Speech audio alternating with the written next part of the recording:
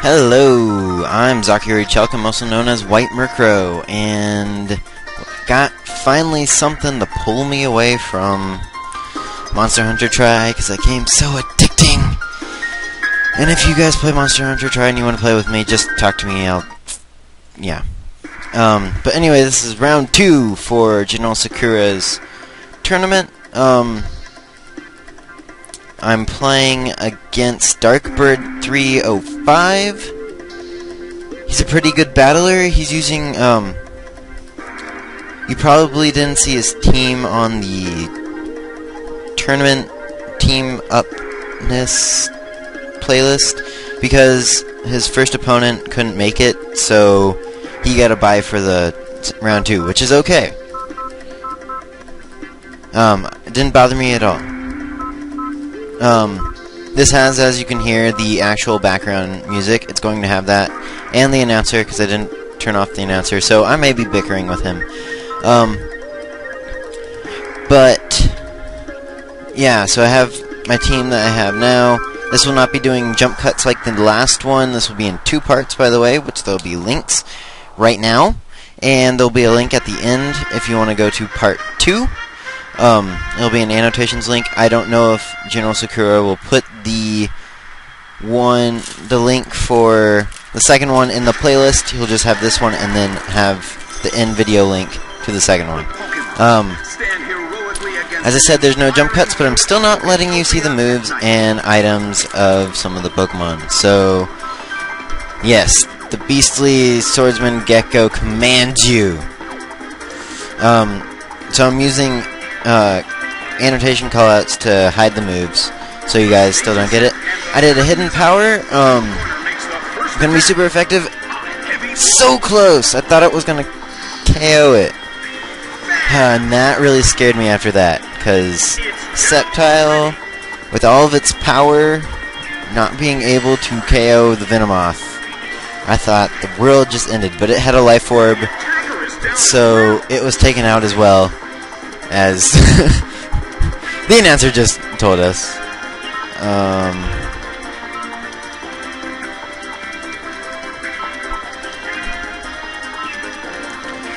I think I switched to Wheezing.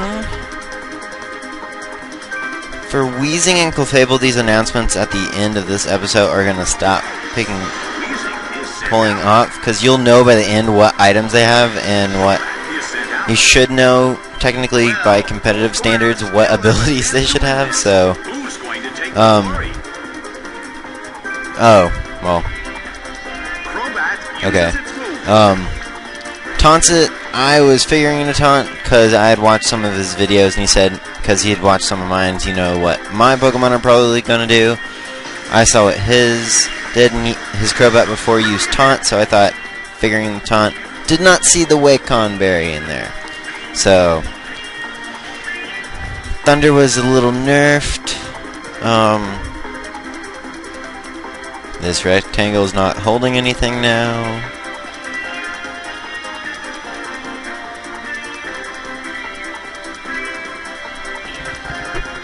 Excuse me.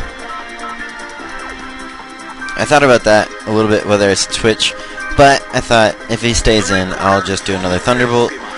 Even if Nidoking was going to come in, it's okay. Nidoking probably can't do anything. I didn't know at the time this was a special Nidoking, or at least a mix. Random boxes!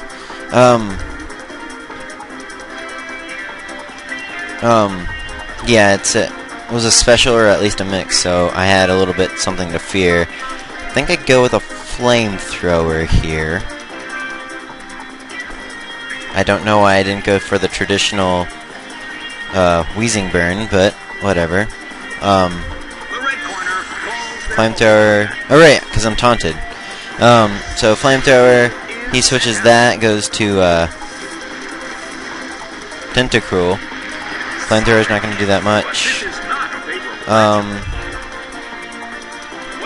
Taunt just wore off, which I thought I might switch out from that.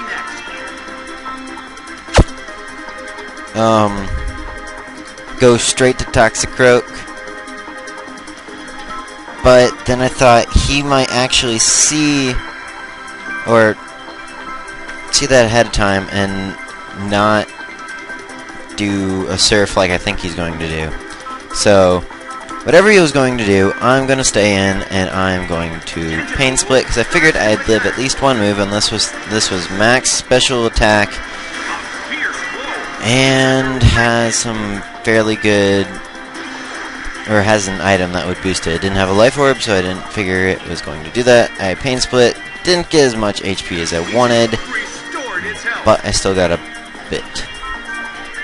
Now I'm going to switch to Toxicroak, and yeah.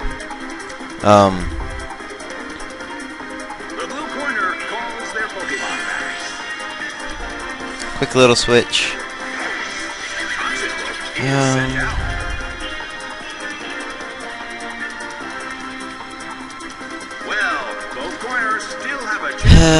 Here, I almost thought I should call the move because the switch was kind of obvious for him to do, but I went with Earthquake just because it's a poison team. If he switches to anything but Crobat or Ghastly, I should still hit him with an Earthquake and it should hurt. But he switches to Ghastly, and I don't want to stay in on a Ghastly. So I switched to my Android, my Super Clefable with the Z079, because it's an Android from the past, coming to the future. He confuses me, which one strategy Ghastly could use. Confusion, maybe Parafusion. I was thinking more,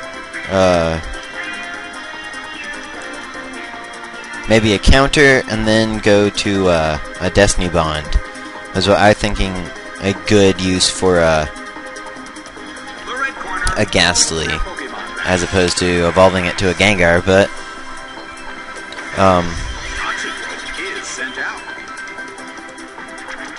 and the confusion's gonna get me on this one. Later in the match, it's not going to be so lucky. I think that's in part 2, though. There's its leftovers. Do not want to stay in on a Toxicroak, because stab fighting move, whatever it may be, cross chop, brick break, whatever, still hangs over my head, and I don't want to do it.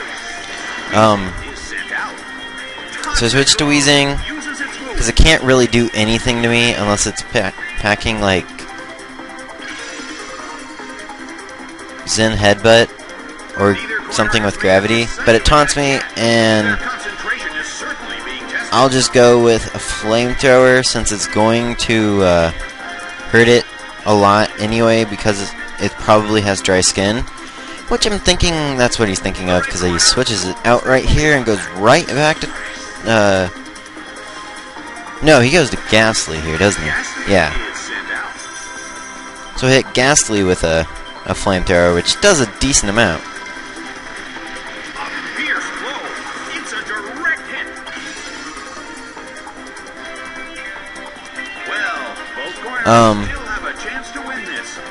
I actually don't think I'm going to stay in on this one. Going to go back out to Fluffball, or my Android, or Z079, whatever you may call it.